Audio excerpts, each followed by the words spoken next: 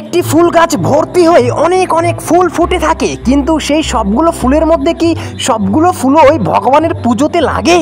নিশ্চয় না। গাছে এত এত ফুল ফুটে থাকে, কিন্তু এতগুলো ফুলের মধ্যে মাত্র কয়েকটি ফুলই ভগবানের চরণ ছুঁতে পারে। কিছু কিছু ফুল মাটিতে পড়ে নষ্ট হয়ে যায়, আবার কিছু কিছু ফুল গাছে থেকেই শুকিয়ে যায়। কিন্তু সেই ফুলগুলোর মধ্যে যে ফুল সব থেকে ভালো দেখতে, সেই ফুলগুলোর মধ্যে যে ফুল সবার সামনে থাকে, একমাত্র সেই ফুলগুলোকেই পুজোর কাজে ব্যবহার করা হয়।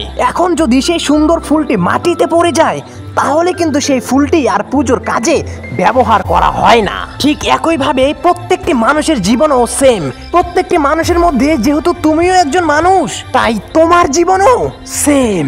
দেখো, আমি এই কথাগুলোর মাধ্যমে তোমাকে এটা বোঝাতে চাইছি যে তুমি নিজেকে এতটাও নিচে নামিয়ে ফেলো না, যে কারণে তুমি নিজের সামান্য মূল্যটুকু হারিয়ে ফেলো। এই কথাটির মাধ্যমে আমি তোমাকে এটা বোঝাতে চাইছি যে তুমি নিজেকে এমন ভাবে তৈরি করো, এমন ভাবে প্রস্তুত করো যেন ভগবানের পুজোয় তোমাকে ফুল হিসেবে ব্যবহার করা হয়। অর্থাৎ যেই জায়গায় তোমার ভবিষ্যৎ লুকিয়ে আছে, সেই জায়গায় তুমি নিজেকে প্রস্তুত করে সবার থেকে আলাদা হয়ে নিজেকে নিয়ে যেতে পারো, নিজের ভবিষ্যৎটিকে সুন্দর করে গড়ে তুলতে পারো। দেখো, অনেকগুলো ফুলের মধ্যে যেমন কিছু মাত্র ফুলই ভগবানের চরণ ছুঁতে পারে, ভগবানের পুজোয় ব্যবহার করা হয়, ঠিক একইভাবে এই দুনিয়ায় এতগুলো মানুষের মধ্যে মাত্র কিছু সংখ্যক মানুষই নিজের নাম, নিজের পরিচয় সঠিকভাবে প্রতিষ্ঠিত করতে পারে। তাই আমি তোমাকে একটি কথাই বলবো, নিজেকে পুজো দেওয়া ফুলের মতন করে তৈরি করো, মাটিতে পড়ে গিয়ে নষ্ট হওয়া ফুলের মতন নয়।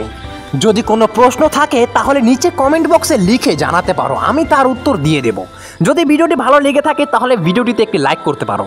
আমি হিমন দত্ত, আর তুমি দেখছিলে স্বপ্নগার মোটিভেশনাল ইউটিউব ভিডিও। ভালো থেকো।